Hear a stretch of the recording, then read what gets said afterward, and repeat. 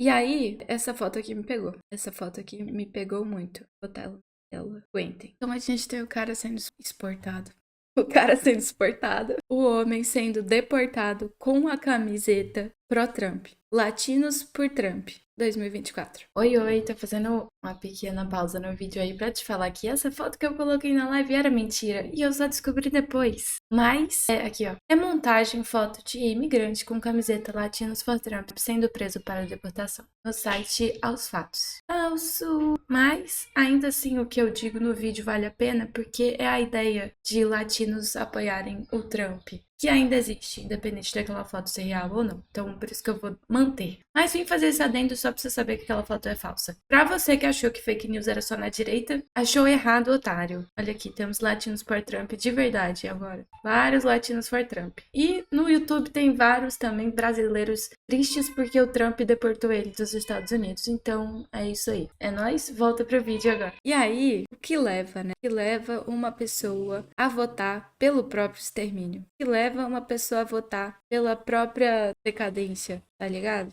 O que leva? Na minha opinião, e na opinião de uma galera aí, tem muito a ver com a gente da esquerda não tá conseguindo oferecer uma alternativa que pareça tão radical, tá ligado? Tão efetiva quanto as narrativas da direita. Fora que, assim, se você perde a esperança de que as coisas vão melhorar, se tá tudo muito merda, o mínimo que você quer é que não fique pior. E aí eu acho que esses discursos de por exemplo, transfobia, esses discursos moralistas, eles florescem. E é o medo e o pânico moral que gera em tipo, olha, eles vão acabar com a família. Tá ligado? Então, tipo assim, se a gente tá desesperançoso com a política, o mínimo que a gente quer é que pelo menos as coisas não piorem. E aí essas pessoas vão lá e apelam pro lado moral. Que pega muita gente também, muito por causa da religião e pá. Mas esse Latinos por Trump é foda. Mas é isso, tem um monte de análise a respeito do porquê que isto aqui acontece. Mas a questão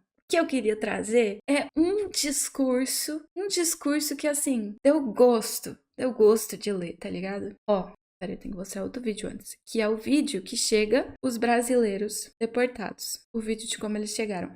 Paia pra caralho. Pode mostrar a CNN? Acho que pode, né? Imagens mostram o grupo de brasileiros chegando em Manaus algemado. Eles que foram deportados dos Estados Unidos ontem. Eles foram algemados pelas mãos e pelos pés. Mais cedo, o ministro da Justiça, Ricardo Lewandowski, determinou O cara tá tratando os brasileiros como se fosse criminoso.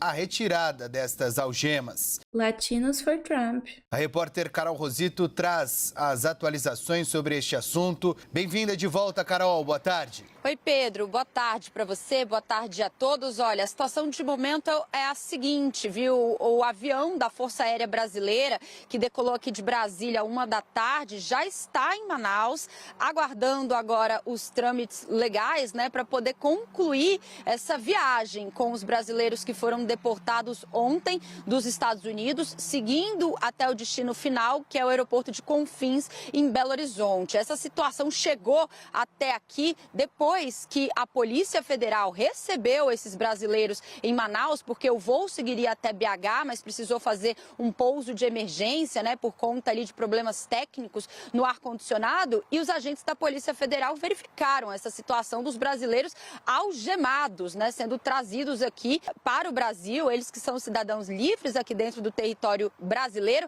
Essa situação foi comunicada ao Ministério da Justiça, que inclusive o próprio ministro Ricardo Lewandowski comunicou.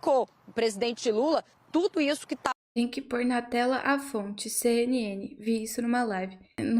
O CNN gigante aqui não serve. O CNN bem grande ali, tipo, no vídeo. E o microfone que tá escrito CNN. E aqui, ó, agora CNN. O youtube.com/fonte CNN. Ó, galera, fonte. Pra quem não entendeu a fonte, CNN, tá bom? O que estava acontecendo. Em nota, o Ministério da Justiça relatou, né, o flagrante desrespeito aos direitos fundamentais dos cidadãos brasileiros. E aí, hoje cedo, Lewandowski conversou por telefone com o presidente Lula, que determinou que saísse, então, um avião KC-30 aqui de Brasília e fosse buscar os 88 brasileiros que aguardavam, então, para serem transferidos para Belo Horizonte. Como eu disse, esse voo já está lá, agora faltam ainda esses trâmites legais para essa viagem ser concluída, né? Em nota, o Ministério ainda disse o seguinte, enfatizou que a dignidade da pessoa humana é um princípio basilar da Constituição Federal.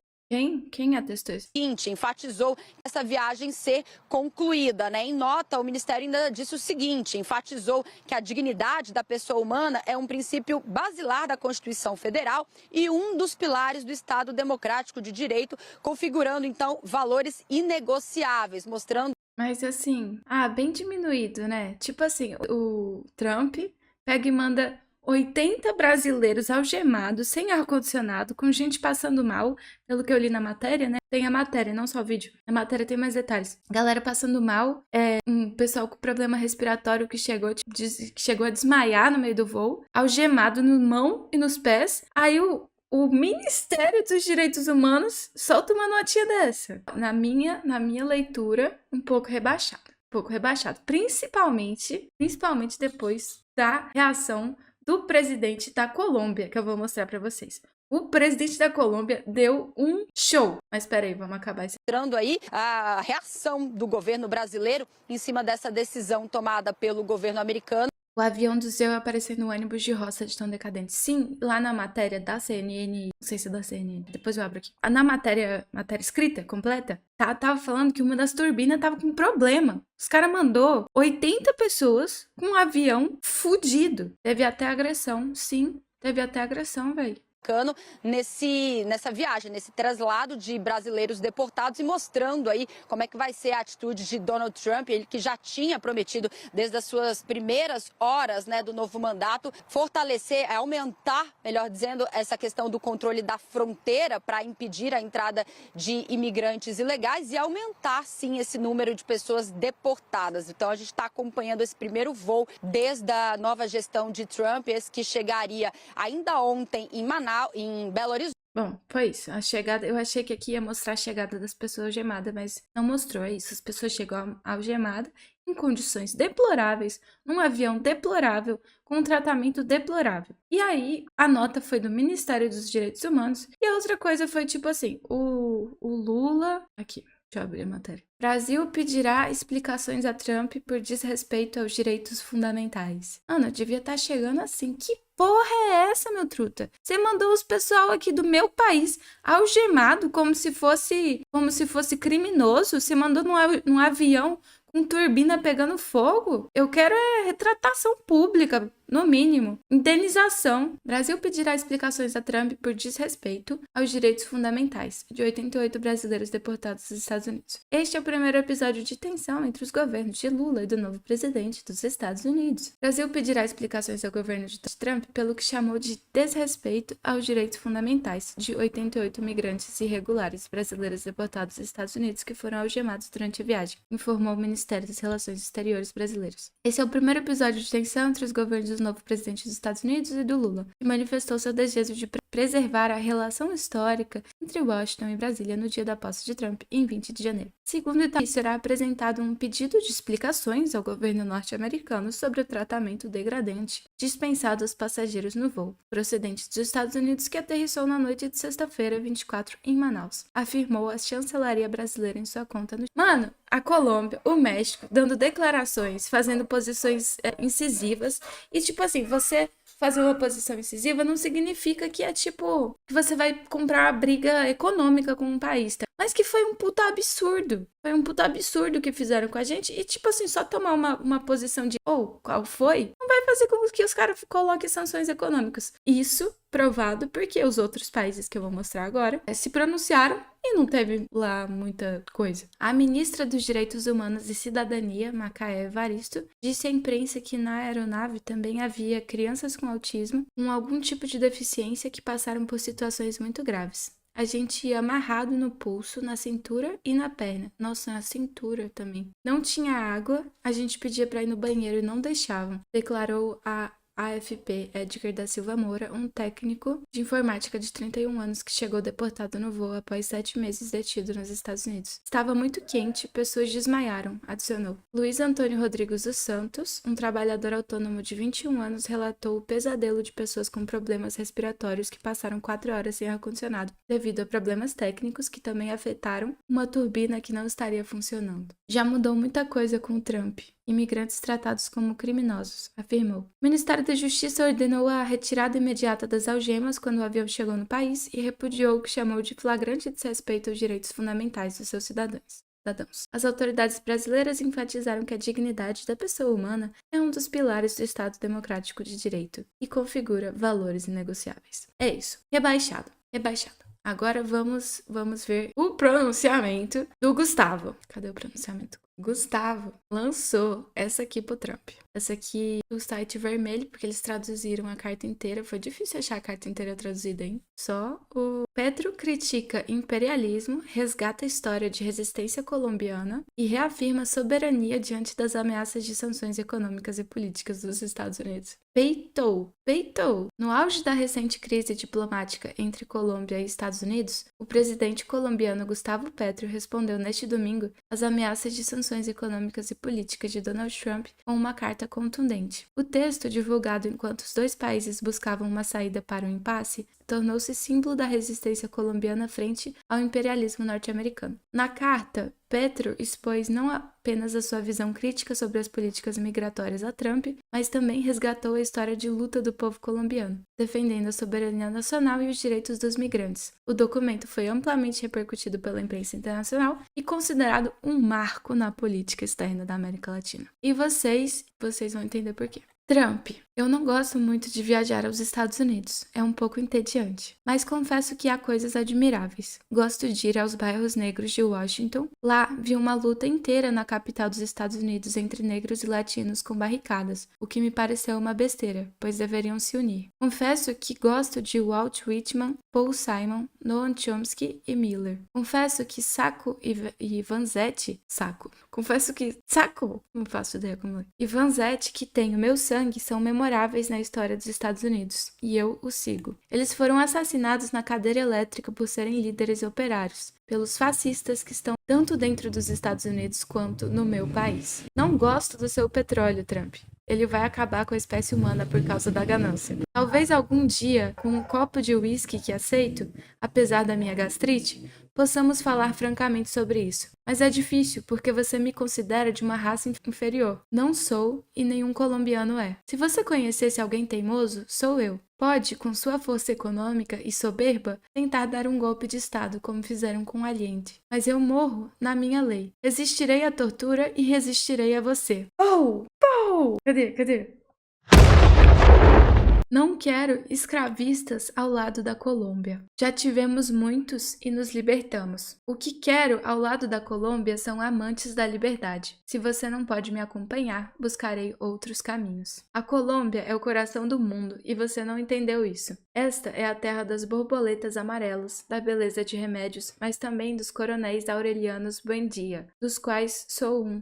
Talvez o último. Você pode me matar, mas sobreviverei no meu povo, que vem antes do seu, nas Américas. Somos povos dos ventos, das montanhas, do mar e do Caribe e da liberdade. Eu, seriamente, estou arrepiada. Estou arrepiadinha. Você não gosta da nossa liberdade. Tudo bem. Eu não aperto a mão de escravistas brancos. Aperto as mãos dos brancos libertários, herdeiros de Lincoln e dos jovens camponeses negros e brancos dos Estados Unidos, em cujas tumbas chorei e rezei em um campo de batalha onde estive, após caminhar pelas montanhas da Toscana italiana e sobreviver à Covid-19. Eles são os Estados Unidos, e diante deles eu me ajoelho, diante de mais ninguém. Derrube-me, presidente, e as Américas e a humanidade responderão. A Colômbia, agora, deixa de olhar para o norte e olha para o mundo. Nossa linhagem vem do sangue do califado de Córdoba, a civilização daquela época. Os latinos romanos do Mediterrâneo que fundaram a República e a democracia em Atenas, e dos resistentes negros que vocês transformaram em escravos. Na Colômbia está o primeiro território livre das Américas, antes mesmo de Washington. É lá que me abrigo, nos cantos africanos. Minha terra é de ourivesaria que existia na época dos faraós egípcios e dos primeiros artistas do mundo em Shiri-Biquete. Você nunca nos dominará. O guerreiro que cavalga nossas terras, gritando por liberdade, chamado Bolívar, se opõe a isso. Nossos povos são algo temerosos, algo tímidos, são ingênuos e amáveis, apaixonados, mas saberão recuperar o canal do Panamá, que vocês nos tiraram com violência. 200 heróis de toda a América Latina jazem em Bocas del Toro, atual Panamá, antes parte da Colômbia, que vocês assassinaram. Eu ergo uma bandeira e, como disse Gaitán, ainda que fique só, ela continuará erguida com a dignidade latino-americana, que é a dignidade das Américas. Essa dignidade seu bisavô não conheceu, mas o meu sim, senhor presidente, imigrante nos Estados Unidos. Seu bloqueio não me assusta, porque a Colômbia, além de ser o país da beleza, é o coração do mundo. Sei que você ama a beleza como eu. Não a desrespeite e ela lhe oferecerá sua doçura. A Colômbia, a partir de hoje, se abre ao mundo de braços abertos. Somos construtores de liberdade, vida e humanidade. Me informam que você impôs um imposto de 50% sobre o fruto do trabalho humano colombiano para entrar nos Estados Unidos. Farei o mesmo. Que nosso povo plante milho, descoberto na Colômbia, e alimente o mundo. Toma, toma, toma. Segura essa. E aí, depois disso, o Trump recuou sobre os impostos de 50% que ele comentou. Recuou. Enquanto isso, o Ministério dos Direitos Humanos está falando isso foi um desrespeito aos direitos constitutivos humanos. Agora, do presidente do México eu não vi. Da presidente do México. A presidente do México reagiu após as últimas declarações de Donald Trump. O presidente eleito do vizinho ao norte propôs renomear o Golfo do México como Golfo da América assim que assumir o cargo em 20 de janeiro. Nesta quarta-feira, Claudia Sheinbaum respondeu que os Estados Unidos deveriam ser chamados de América Mexicana, diante de um mapa-mundi do século XVII em que a região norte-americana aparece com esse nome. Vamos a llamarle América Mexicana. Então vamos chamá-la de América Mexicana. Parece bom, não é? E o Golfo do México, desde 1607, é também reconhecido internacionalmente. Trump também afirmou na terça-feira que o México é governado por cartéis de drogas. Em resposta, Sheinbaum disse que no país o povo governa.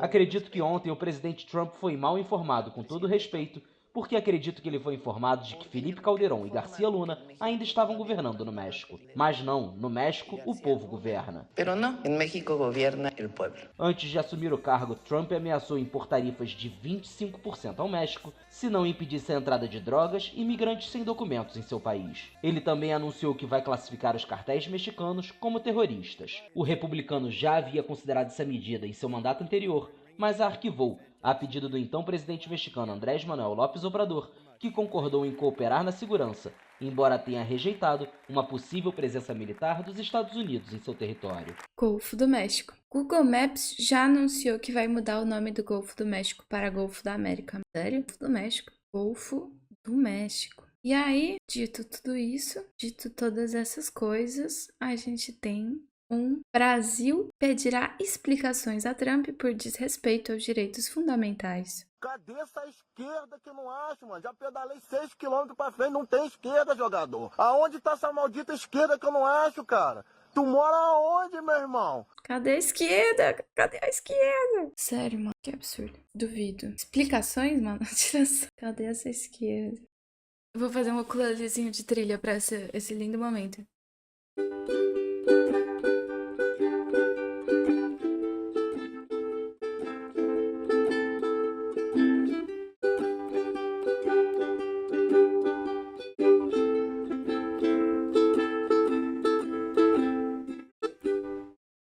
Que bonito, Jesus abraçando um cachorro que vira um velho, que vira um não sei o que.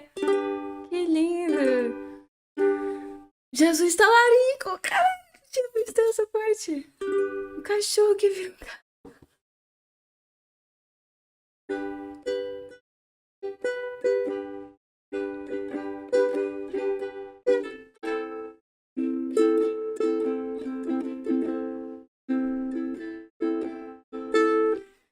Ter sempre um videozinho crente, né? E aí acho que vamos de berço. E estamos indo de berço.